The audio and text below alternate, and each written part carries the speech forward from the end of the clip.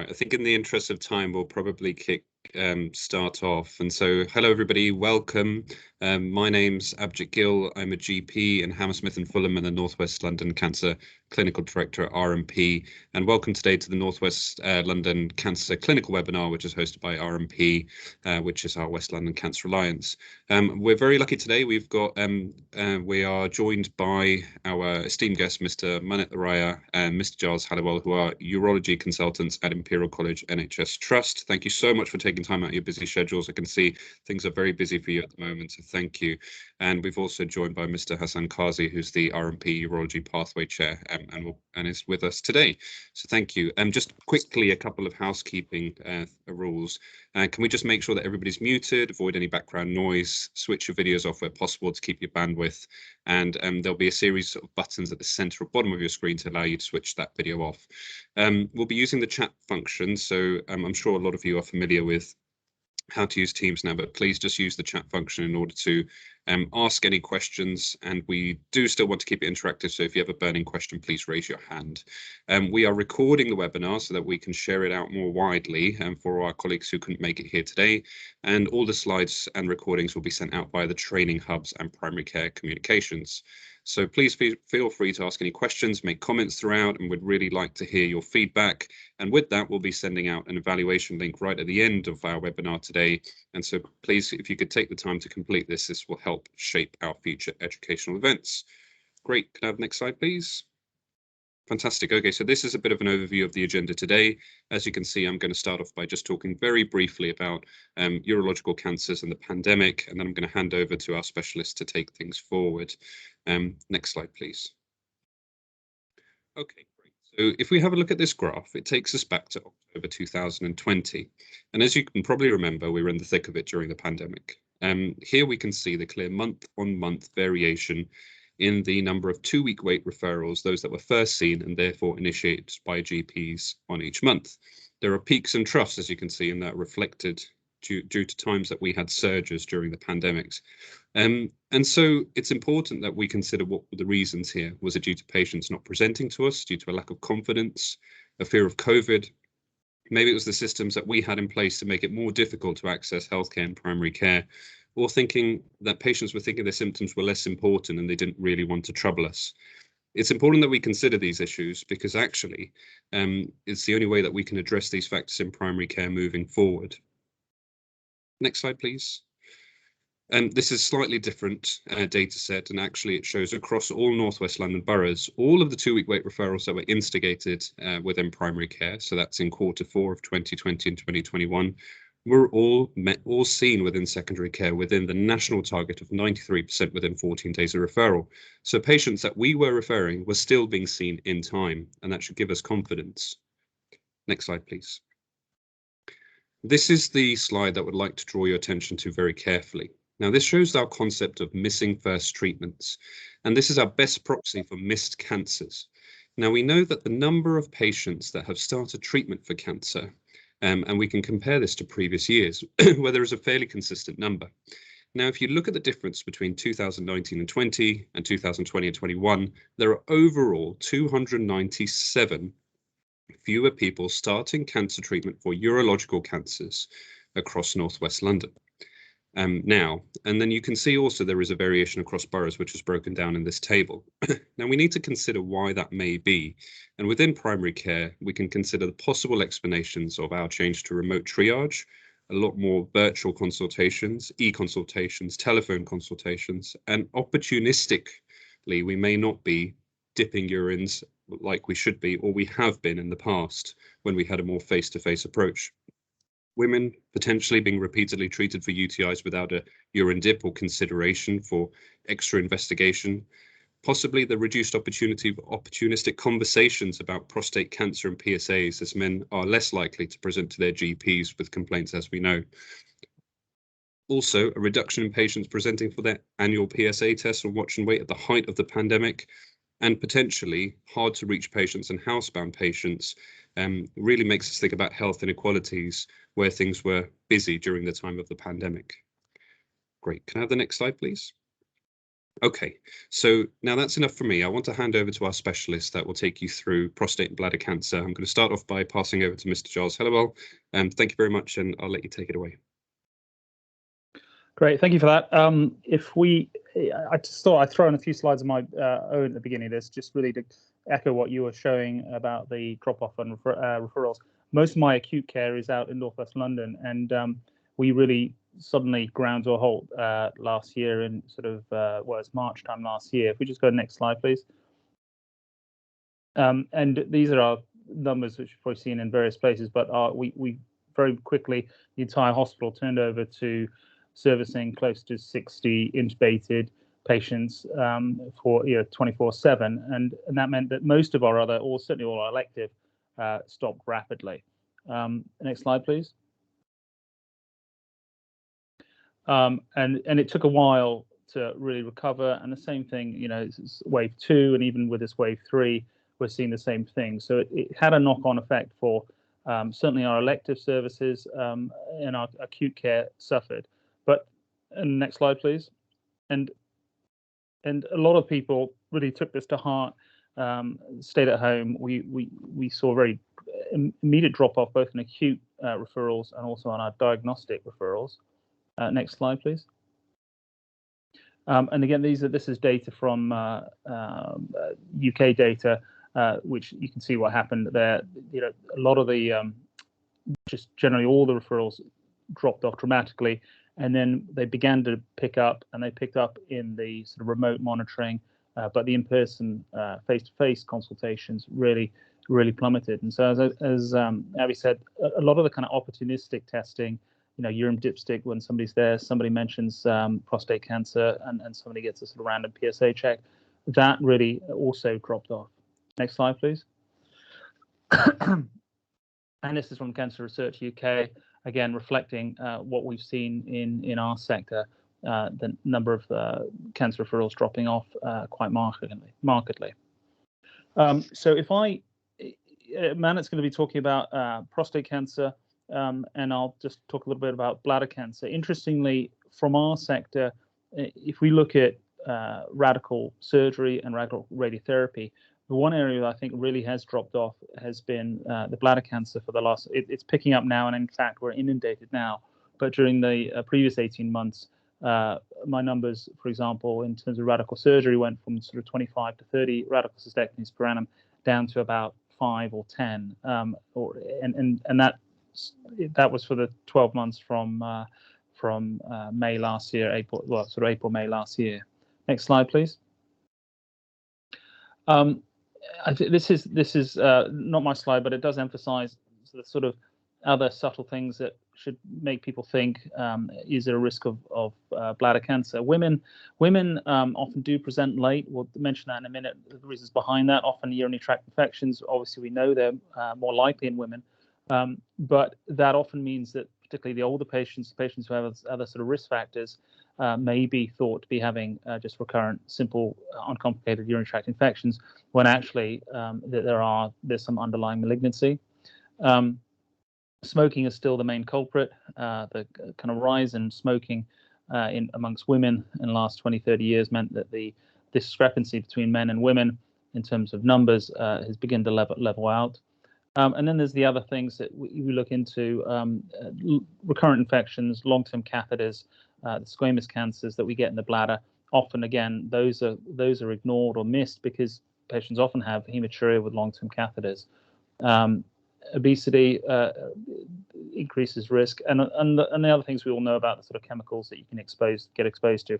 Less and less common, certainly in the UK, without heavy industry. But you still get the occasional. I recently had a chemist who was working many years and with some pretty toxic chemicals, and he had a high-grade muscle-invasive bladder cancer. Next slide, please.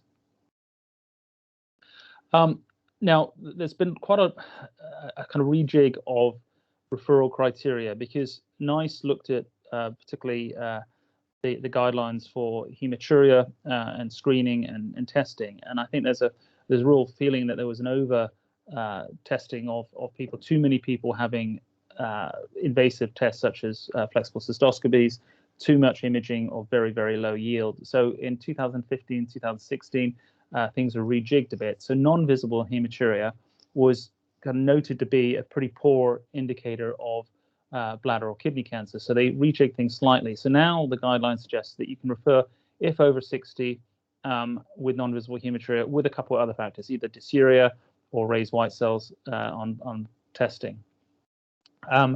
And really, the main factor that this is the review that suggested that the main high-risk feature was visible hematuria with a 5% positive predictive value.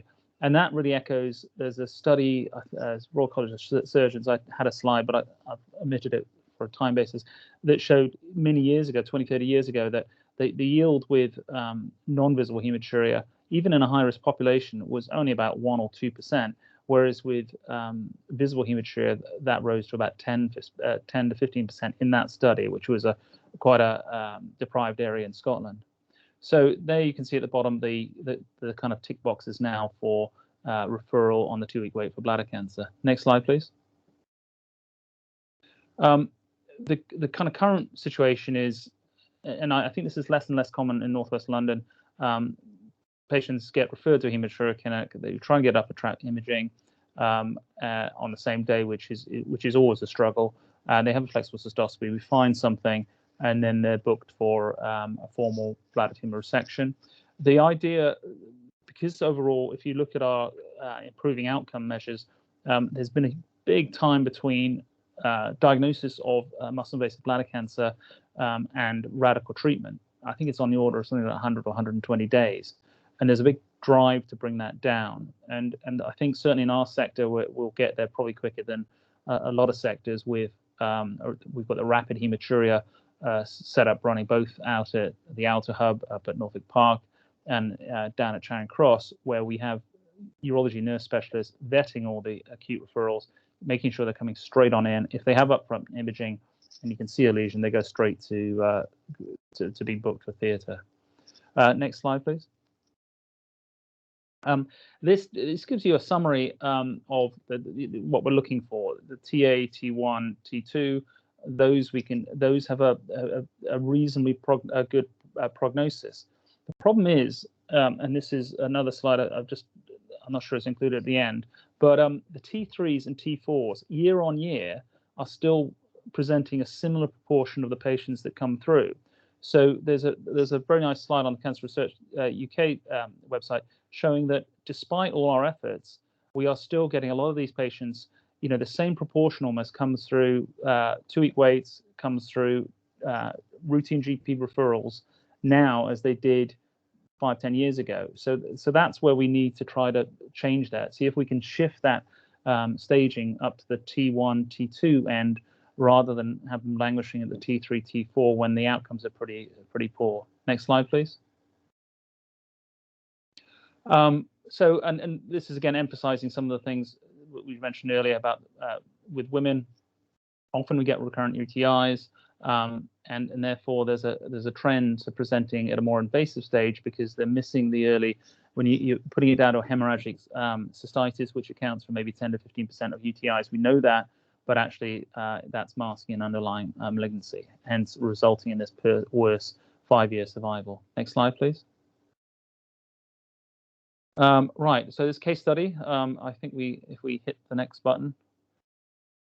So here we go. So this kind of, it's all those, the concerns, the sort of alarm bells ringing, a long smoking history, recurrent urinary tract infections, which you might accept in a female, and still persistent hematuria despite treating the UTI. And the question is what to do. Do we put this open, or do we just move on that? If you were to look on the guidelines, the patient still has persistent microscopic hematuria despite having the UTI treated. So therefore, that would tick the box. Patients over 60.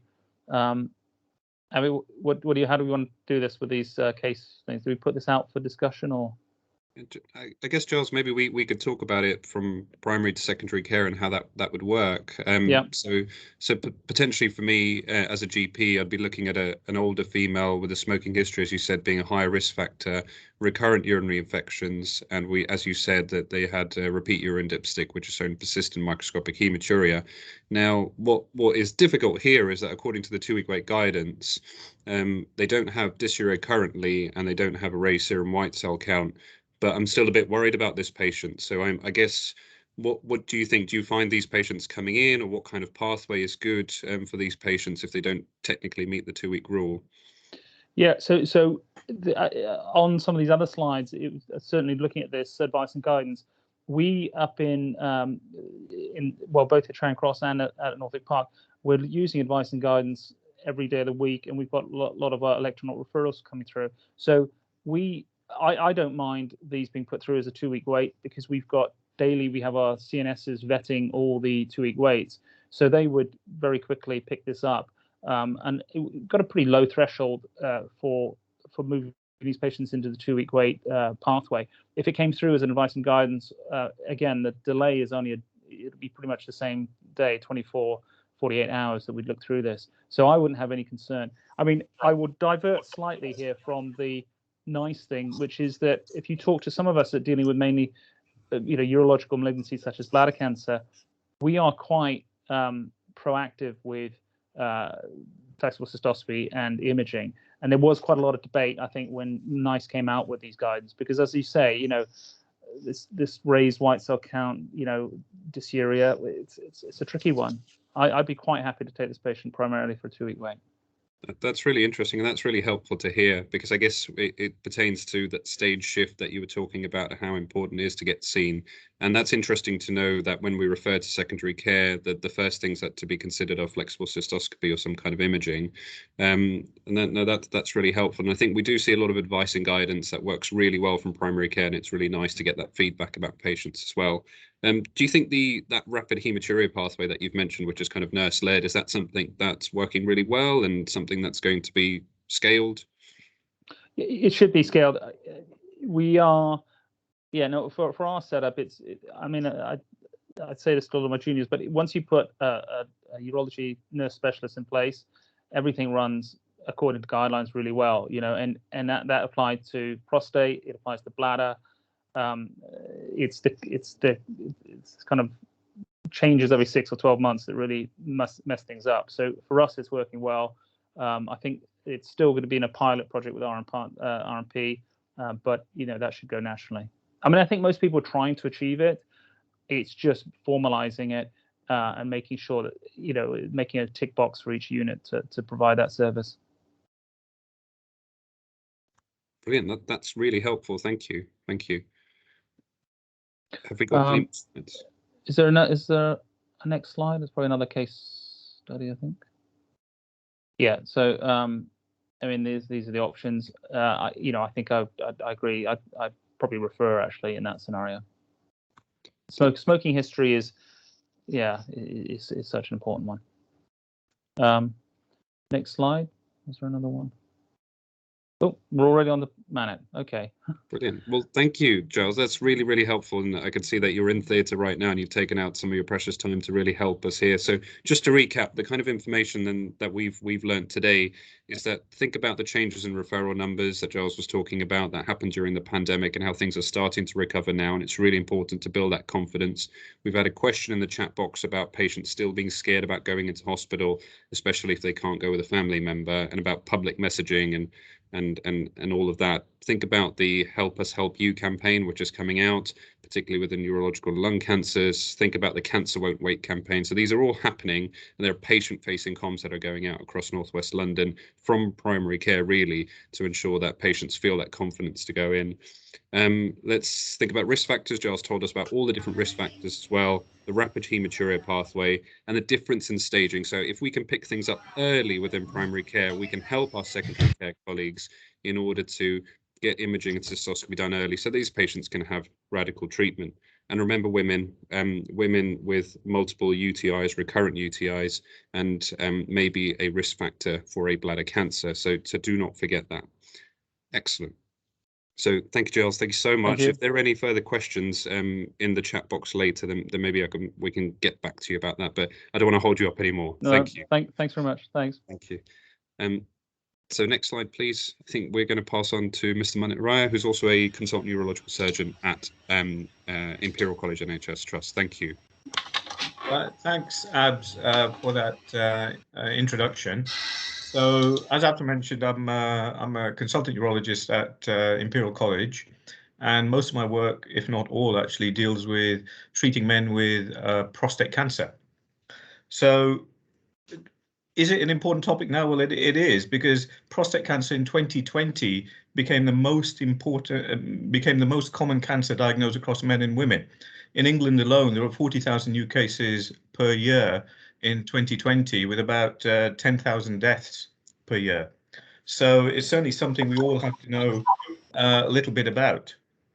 And also, as Giles was pertaining to, we did have a dip, certainly during the last 18 months, in the number of referrals coming through the 2-week pathway because of all the turmoil associated with COVID. And we made a decision during that time to treat only high-risk prostate cancer cases. During the certainly up to about a few months ago, we were treating only the very high-risk cases and temporizing the intermediate risk cases with hormones alone.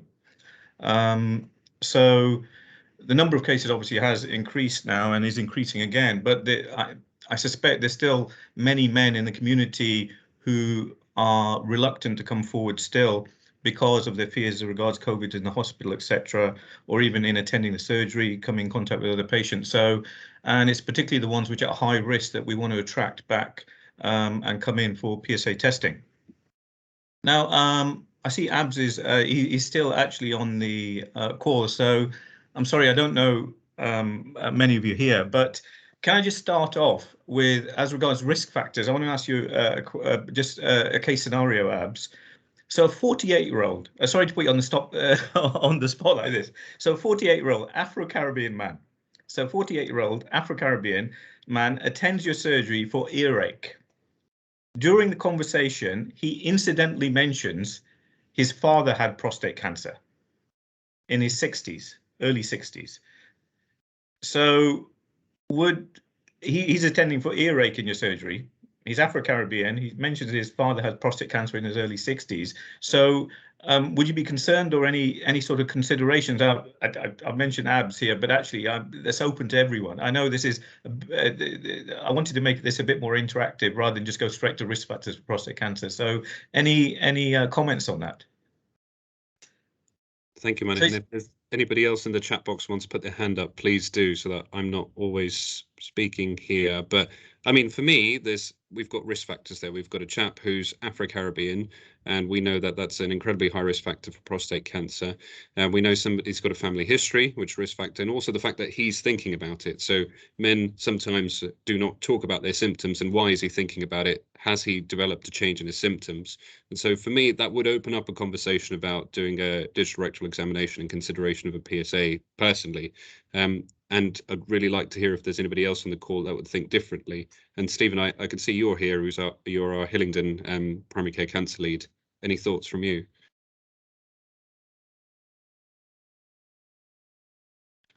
Sorry, Stephen, you're muted.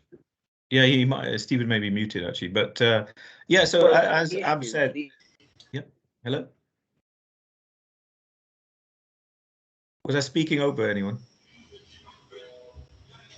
Okay. No, yeah. Okay, so yeah, so as Ab said, he's absolutely correct. So he's coming to surgery with earache, but actually he's already in a very high risk category for prostate cancer, in that he is of Afro-Caribbean or he's black, and we know that that's one of the higher risks with being diagnosed with prostate cancer in one's lifetime. On top of that, the man has a first-degree relative with prostate cancer, his father, who was under 65 when he was diagnosed, in his early 60s. So that puts him in an even higher risk category. So this man is actually in one of the highest risk categories for being diagnosed with significant prostate cancer during his lifetime. So certainly, I mean, if that patient presented to me, the first thing I would do is counsel him as regards having a PSA test. So and just I'll go through the risk factors in a bit more detail. So we know that the commonest risk factor for prostate cancer is age. it's a disease of aging men. The peak incidence is actually somewhere between 75 and 80 years of age. Family history is very important. So if one has one first-degree relative with prostate cancer, the risk is increased for that man being diagnosed with prostate cancer about 2.5 times. If there are 2 first-degree relatives with prostate cancer, the risk is increased by 5 times. And if there are 3 first-degree relatives with prostate cancer, that risk of being the risk of that man being diagnosed with prostate cancer is 11 times that of average individual in the community. So family is a strong risk factor. Race is a very strong risk factor as I pertain to. Overall, about 1 in 8 men will be diagnosed with prostate cancer during their lifetime. However, if it is a man of Afro-Caribbean descent or black, that risk is 1 in 4 men. I mean, just think about that. 1 in 4 men who are black will be diagnosed with prostate cancer in their lifetime. Now, if you add family history to that, a first-degree relative, that is a significantly high risk in that case scenario I mentioned. So risk actually in Asian men, so myself and Abs, for example, our risk is actually slightly lower than average. It's about 1 in 10 men in our age group. So we're lucky in some things, maybe not lucky as regards diabetes and heart disease, but certainly as regards prostate cancer, we're in a slightly lower risk category. So yeah, so race is another risk factor. So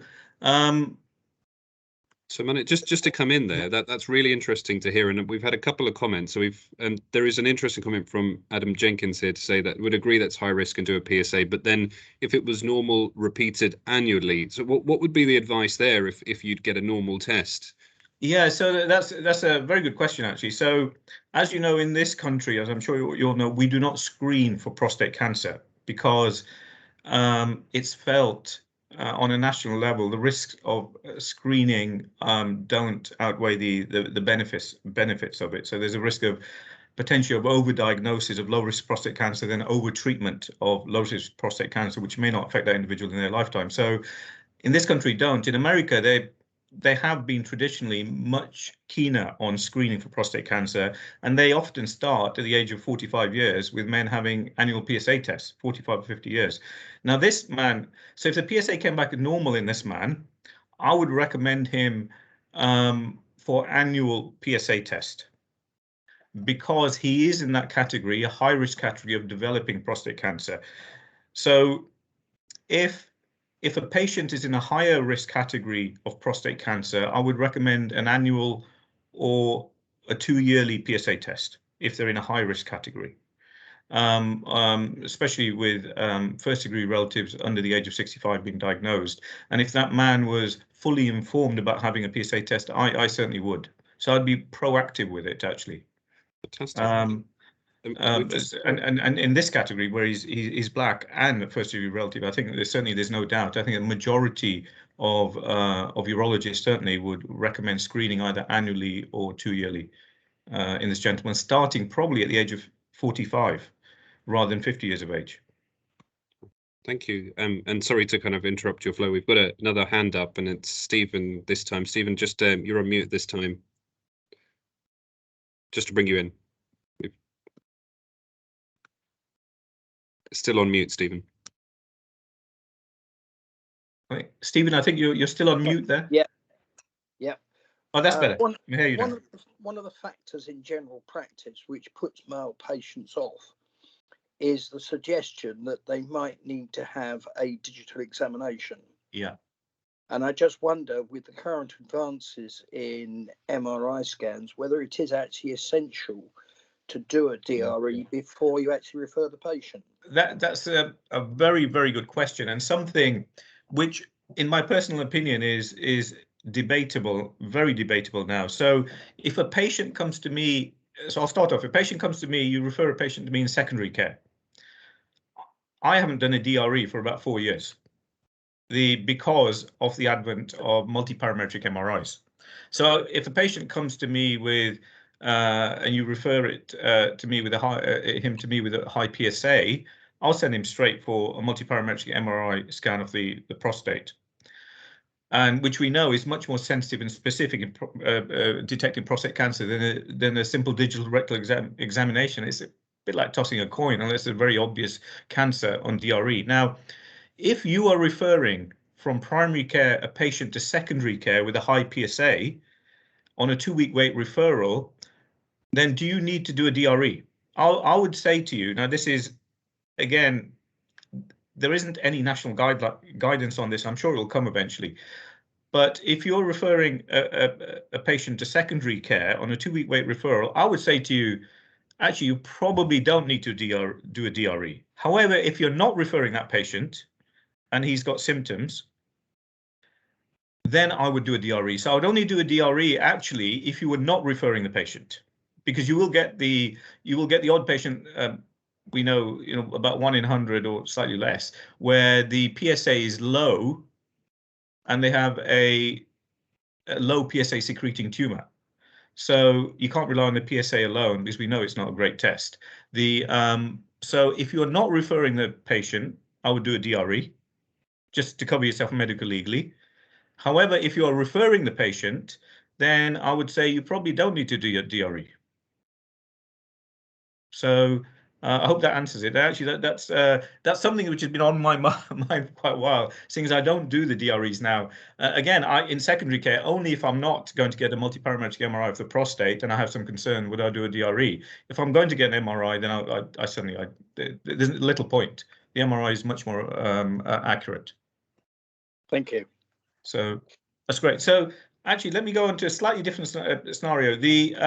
So we get a lot of patients now coming in, and relatives coming in asking us, well, actually, my mother had breast cancer, or my sister had breast cancer at a young age.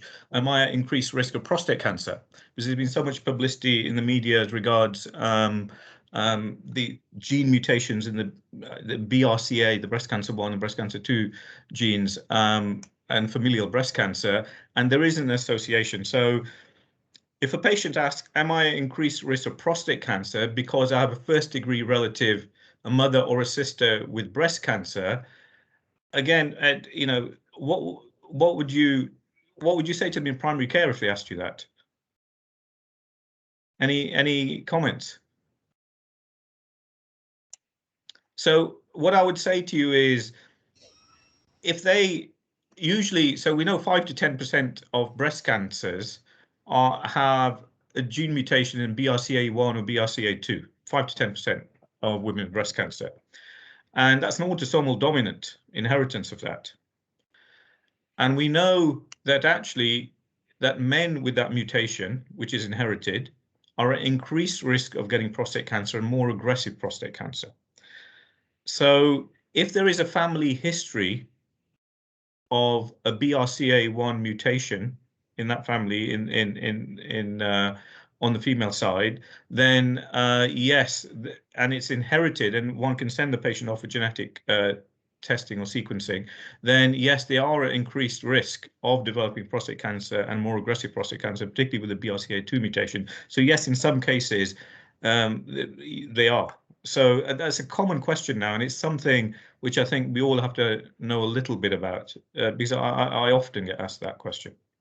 So, okay, I think we've done the risk factors there. So should we go on to the next slide, please? So as regards symptoms that men present with, so actually, the Prostate Cancer Risk Management Program, which was introduced in 2000, which is guidance for primary care, suggested that any man over the age of 50 or over the age of 45 requesting a PSA test can have one as long as it's appropriately counselled. So if they're asymptomatic, they can ask for a test as long as they're appropriately counselled. However, if they have symptoms, that's when we often do a PSA test. So in primary or secondary care, if they attend with symptoms, and what are those symptoms? Often they're lower urinary tract symptoms, as mentioned here, such as nocturia, frequency, hesitancy, etc., which are probably the commonest presenting symptoms of prostate cancer. However, keep in mind, if a patient does present with erectile dysfunction or visible hematuria, then actually one should do a PSA test. I had a patient, actually, which I got slightly caught out on in that I was managing him for some urological problems, one of which was erectile dysfunction. And unfortunately, I didn't do a PSA test on that gentleman. And it came about, luckily, only about 4 to 6 weeks later. I think one of the juniors did a PSA test on him, and it was 100. So, and he had erectile dysfunction, and it was so one can easily get caught out. It's not just urinary symptoms. Erectile dysfunction, visible hematuria also. One keep in mind that you should do a PSA test in those individuals with those symptoms. Next slide, please. Well, these are just this is just a slide suggesting that combination of symptoms such as frequency, urgency, loss of weight, nocturia, it increases one's positive predictive value, or increases a positive predictive value of being diagnosed with prostate cancer. So it's very obvious, but yes, combination of symptoms does increase one's risk of being diagnosed with prostate cancer. Next slide, please. So what are the PSA thresholds? So it's very easy now, actually. Previously, many of you will remember, it was slightly confusing in that there was a different PSA threshold for every decade in your life. So, and I could never remember them, actually, myself. So always you have a chart in front of me. But now it's very easy. Essentially, if you're between 50 and 69, if the PSA is over 3, it's high, in the absence of a UTI. If you're under 50, if it's over 2.5, it's high, and if you're over 70, it's 5. If it's over 5, it's high. So very easy to remember. Usually the group of men you'll see are in the 50 to 70-year-old age group. So if the PSA is over 3 in that age group, it is high and needs a referral. And then this is just as regards which men one shouldn't possibly do a PSA on. So an asymptomatic man, I would say if it's an asymptomatic man with a less than 10-year life expectancy, then the benefits of the PSA test in that man are low. So I wouldn't, if he's asymptomatic and he's got a less than 10-year life expectancy, then it's probably best to avoid doing a PSA test in that individual. Next slide, please. So this is a question: in your practices, are high-risk patients, are they aware of their risks, and in the community around to attend for PSA testing? Do many of you have men coming in actually asking for a PSA test, or are you doing it because they have symptoms, or have you noticed high risk factors in that individual? So just an open question: are men actually presenting? We know actually, as compared to women, they generally we don't generally look after our health so well, but are men actually coming into the surgery and asking for a PSA test? Can I ask you that? Can we have comments in the chat box from everybody, please? It'd be really interesting to hear what the spread is. I mean, personally, I've definitely seen a drop off and people presenting for, asking for a PSA, because often that was an opportunistic conversation that happened on the back of something else, like you said, the chat with ear pain. But now a lot of things that are coming through are telephone consultations or virtual first. Yeah. Got a few comments saying from Adam Jenkins saying yes, people are coming through, so that's good to hear. Well, that's good to hear. Snea from Brook Green, she said not many within the last year, and there are some populations that we do for men over. Sultan says we do for men over 40s anyway, so maybe proactively you're looking out for them. Okay. So a bit of a spread. Yeah, so I would expect that probably over the last 18 months. Men haven't been coming forward, and we need to remind those men, actually, particularly in the high-risk categories, that actually they should be thinking about it, even if they're asymptomatic. If they're in a high-risk category, say they're Afro-Caribbean descent, they've got relatives with it, etc., then they should be thinking about having a PSA test. They may not necessarily want one once they're cancelled, but they should be thinking about it if they're despite being asymptomatic. So. Yeah, so I think in the last 18 months, there probably have been less, and there's probably still a bit reluctant to come now, and we have to get the message out there to them that they should be coming forward now, and with the turmoil of COVID hopefully decreasing now. So, as regards the comment, so men over 40 that so that just interests me actually, because that's very similar to screening. Is a comment there that that you are doing PSA tests or counselling men over the age of 40 who are asymptomatic and without risk factors for a PSA test. There is, Is yeah. that So there is very another similar to screening? It's interesting, isn't it? There's another comment here from Snare to say, should we be proactively contacting Yeah. Afro-Caribbean men over 40? So I guess if asymptomatic, and I wonder whether that is a bit of a broader ethical question as well. And Yeah. don't know what your take is on that. So I would say I think one has to go back to the guidelines here, because personally, as you know, in the USA they would, in America they would. If you're over 45, you're Afro-Caribbean, they would start you on an annual screening program. In the UK, we're still against it generally because of overdiagnosis, overtreatment. Now, I didn't actually used to support that. My opinion was, if you'd asked me this 10 years ago, I would have said I agree with that we shouldn't be screening these men. That we should be screening these men. However, with men becoming much more aware of prostate cancer and the PSA test, many more have been coming forward in the last 5-6 years, if we exclude the COVID time. And actually, I have seen a significant number of men being diagnosed as compared to 10-15 years ago with low risk prostate cancer, which does not need treatment and which will not impact them, which is unlikely to impact them in their lifetime. However, it does cause a lot of psychological anxiety once they've been diagnosed. And that's the issue. So, and a lot of them, not a lot, but a significant minority of them will want treatment for that cancer, despite it being low risk and despite it unlikely to affect them in their lifetime. So, which is suddenly over treatment, and they obviously have side effects related to many of these treatments. So I can see both sides of it, and I would say, having seen the increase in the diagnosis of low risk cancer, I'm not supportive of a screening type of program myself now. So I would say only if they're symptomatic, or they have a combination of risk factors, Afro-Caribbean and first degree relatives, or Afro-Caribbean and symptomatic. So then yes, then I would screen them on an annual basis. So it's a slightly confusing area, I agree, and everyone will have their own opinion on it. But I think one just has to be aware there are some men who are very high risk, and they're the ones actually that need an annual PSA test. I think that's really helpful. That clears things up. Thank you, Manit. I'm just mindful of time and a few slides. Oh, sorry. So actually, can we have next slide, please?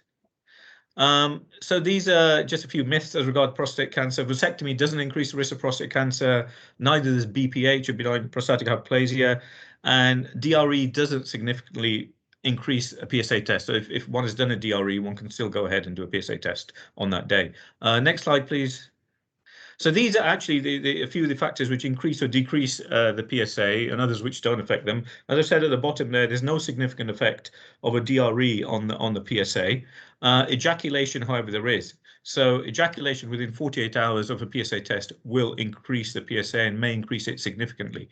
I often advise them to avoid ejaculation within 48 hours of a test. Drugs do affect the PSA, particularly as I'm sure you all know, finasteride and dutasteride, 5-alpha reductase inhibitors, and they will halve the PSA after about 6 months. In the first 6 months, it's a bit of a confusing issue. It's decreasing. After 6 months, the PSA will be halved if they're on finasteride or dutasteride. And increase in PSA, any sort of intervention in the urinary tract or prostate manipulation will increase the PSA for up to 6 weeks. And so will the UTI. So if a gentleman has a UTI, I will often treat them with antibiotics and then repeat the PSA about 4 weeks later. Okay, next slide, please. So this is actually the pathway, the rapid pathway. Actually, this is the rapid access to prostate imaging and diagnosis, which is a pathway we institute across RM partners and Imperial, St. George's, Royal Marsden, etc. So this is a pathway that now occurs, and actually the diagnosis and treatment of prostate cancer have been completely overhauled in the last 6 years or so.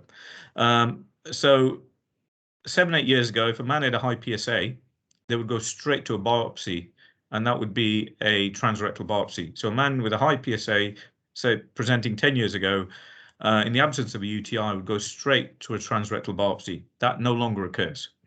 So if you in primary care send a patient on a 2-week referral with a raised PSA, in the absence of a UTI, everything is pretty much done in one visit now, which is why it's called a rapid pathway. So the patient will attend secondary care, have a consultation, and be sent for a contrast-enhanced multiparametric MRI of the prostate on that same day. If there is a lesion seen on the MRI scan, they will have on the same day a local anesthetic targeted transperineal biopsy, not a transrectal one. The way to remember it is, this is certainly at Royal Marsden Partners. I know some hospitals out there are still doing transrectal biopsies, particularly the smaller ones, but at RM Partners, we're doing targeted transperineal biopsies, not transrectal, or as I call them, transfecal biopsies. So, and I'll come on to the reason why if I've got enough time. So that's if the MRI is positive, they go for a transperineal biopsy on the same day, and then take 7 to 8 days to get the result back from the biopsy. But everything is done, the investigations, in one visit on the same day. If the MRI is negative, so after consultation and MRI, if the MRI is negative, and about a third of them are negative, the patient will be sent back to primary care without a biopsy. So no biopsy needed, because we're very confident in the sensitivity and specificity of MRI in picking up significant prostate cancer, and we will set we should be setting a PSA threshold at which to refer the patient back to us. So, and just a comment about the transperineal biopsies. So it's very similar to actually to having a smear in a woman. So the man is lying on a table in a similar position to a lady would have a smear. Scrotum is taped up out the way, and ultrasound probe in the rectum, and we go through the skin in front of the rectum with a needle. So we're not going through feces into the prostate. So the risk of sepsis is significantly decreased, is actually virtually nil. For systemic sepsis, there's a 1 in 1,000 risk of a UTI after a transperineal biopsy. Whereas with a transrectal biopsy, 2 patients died in Birmingham a couple of years ago from transrectal biopsies because of systemic sepsis, because one is going through feces into the prostate and into the vasculature. So transrectal biopsies, the risk of sepsis is significant. And also transrectal biopsies are not that accurate, because if it's a large prostate, one often, if we're putting a needle in through the rectum into the prostate and there is an anterior lesion well away from the rectum, the needle often isn't long enough to reach those areas. And about 25% of men will present with an anterior tumor which is missed on a transrectal biopsy. So not only are transperineal biopsies more accurate, they also importantly significantly decrease your risk of systemic sepsis. So okay, so this is what happens actually, everything on the same day. I think that's the important message. All investigations same day as compared to previously. Okay, next slide, please. This is what is a multiparametric MRI actually. Everyone keeps mentioning that. I'm sure that you may be thinking, what is it? It's just a lot of sequences of an MRI scan. And it's amazing to me that actually it's only in the past 5 years we've developed imaging for prostate cancer. It was the only cancer we were blindly sticking in a needle into an organ because of some suspicion, blindly sticking in a needle into an organ, hoping to pick up some cancer. It was one of the only cancers we were doing that with. And it's only recently, in the last 5 to 7 years, that we developed an imaging modality to detect prostate cancer, which is amazing to me. So now, actually, we don't do it blindly. One can see the cancer and target that area. So in the letters that come back to you in primary care, you'll often see there's a P4 or an L4 lesion in the prostate, etc., etc. What does that mean? So there are 2 scoring systems for multiparametric MRIs of the prostate. One's PIRAD, one's Leica. They're very similar. So actually, you don't need to really differentiate between the 2. But the important point is the likelihood of prostate cancer on MRI is graded 1 to 5. 1 and 2 basically mean that there's little risk of prostate cancer. 4 to 5 mean that actually there's a significant lesion seen in the prostate which needs a biopsy, and 3 is equivocal. So that's it. So one, if you see a letter saying the MRI is P2, we don't usually put P1. They don't usually grade it, even though it's in the grading system.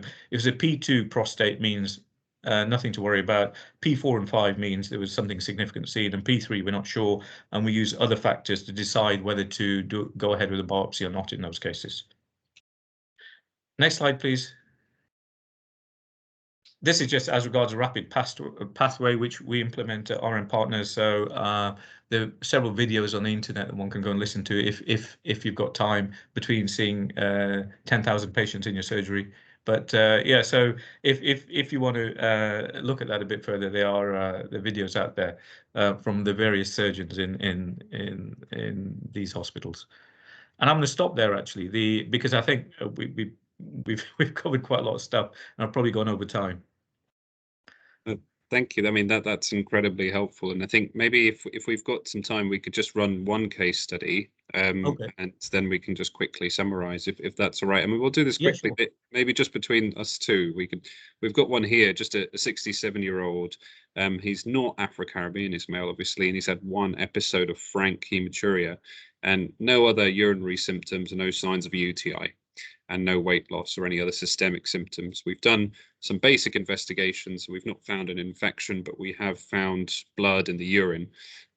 So I guess one thing I'd be thinking about straight away as GP is bladder cancer. But, you know, in the context of what we're talking about, you mentioned the risk factors as hematuria. Is this? Yeah. Yeah. So it's about I think about 1% of cases actually will present with visible hematuria with prostate cancer. Now in this gentleman, obviously, the primary worry is bladder cancer, particularly if he's a smoker. That would be primarily in one's mind, because bladder cancer is one of the cancers that one doesn't want to miss, because it certainly can be much more aggressive and progressive than prostate cancer. So that's primarily in one's mind.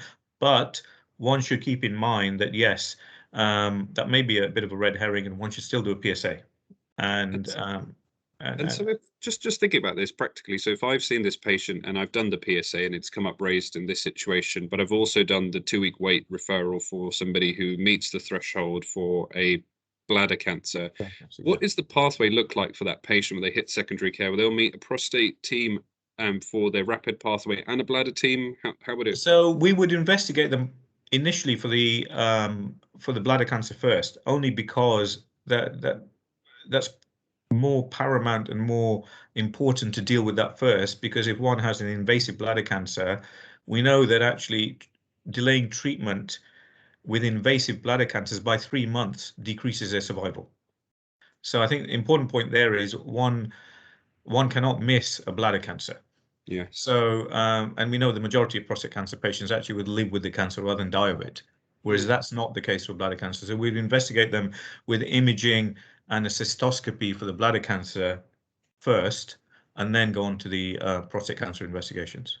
That's interesting. And then just thinking from an FDS point of view, because the last thing we want to do is just not work together from primary and secondary care. And do we send off 2 2-week wait referrals here for this kind of chap if he's got a raised PSA and for a bladder cancer? Or would we do the bladder cancer first, wait for the investigations, and then send off the 2-week wait for? I would send the bladder cancer first, and one can mention there that you've checked the PSA and it's that value. So and that will be picked up. So but I would send it a 2-week wait primarily for bladder cancer, actually, first and foremost. Great, thank you. No, that's really helpful. That's lots of helpful learning. So I guess maybe we've come to the point where we can sum up, because there's a lot there that I've learned, certainly, and hopefully that we've all learned together today. And so particularly just to think about some of the learning from the prostate cancer side of things, let's think about our risk factors. Let's really draw out Afro-Caribbean, age, family history, and thinking a little bit about BRCA. We will have coding for that within our primary care notes. And so let's think also prostate cancer and BRCA 1 and 2. Think about counselling for patients for PSA, particularly an asymptomatic person who wants to have something done, wants to have PSA investigated. Now, do they have a less than 10-year life expectancy? If not, let's counsel them appropriately. Let's think about the other symptoms, not just lower urinary tract symptoms, other things like erectile dysfunction, frank hematuria, as was highlighted in that case study. And we talked a little bit about the appropriateness of annual or 2 yearly PSA testing in those individuals where there are particularly high risk, and about digital rectal examinations. So maybe the ones that we're going to refer anyway that are going to have a multi-parametric MRI, we don't need to do that. But for those ones that we are not sure and not really referring, it would be helpful to do a DRE because they may have a non-PSA secreting prostate cancer, so that would help. The rapid pathway, very interesting, really important as GPs that we understand what our patients are going to go through so that we can communicate that to them. Fantastic changes that have had a patient having a one-stop shop for the multi-parametric MRI, then a same-day biopsy, and really interesting to learn the changes to a transperineal biopsy from a transrectal and what that means for our patients. So a little bit about last slide really here is just thinking about restoring public confidence, because we've talked about urological cancers now in bladder and prostate as being the more kind of topical ones in the time that we had. Think about how we can proactively engage. So it's not really about going out and screening patients, but how can we get patients coming to us? Is that some of the comms are being done across Northwest London to engage our patients. We've talked about Cancer Won't Wait campaign and Help Us Help You campaign, but maybe things we can do on an individual level. We know our patients, we all have our own patient participation groups, we can do text reminders, waiting areas not so much anymore, but maybe we can change our websites to think about cancer, and so patients to think about these symptoms. Can we frame our e-consults or our AccuRx systems, all of these changes that have been made in order to pick up some of these early symptoms? We know bladder cancer, if picked up at T1 and T2, can have radical treatment, but we're not achieving that stage shift, and that really responsibility can only be done within primary care, because by the time they get to secondary care, they are having their investigation and treatment. So how can we do that? How can we reach out? Think about your cancer care reviews, and we'll do some more learning on that in upcoming times. So from me, really, unless there are any other questions, it's a thank you. It's a huge thank you to our specialists from Mr. Manit Raya and Mr. Giles Halliwell, who have taken out their time to really help us here today. And hopefully we've all learned something. I would just like to remind you about our feedback form. Hector's kindly put that in the chat box. So if you could really just take the time to fill it out now before you go, because I know everyone's busy, that will help us help you in order to just frame any future education sessions. So we're 2 minutes early. Any questions from anyone? Any final comments? Great. I'll take the silence as that went well. So thank you so much, everybody. Enjoy the rest of your week, and see you next time. Thank you. Thanks. Thanks. Thank you. Thanks.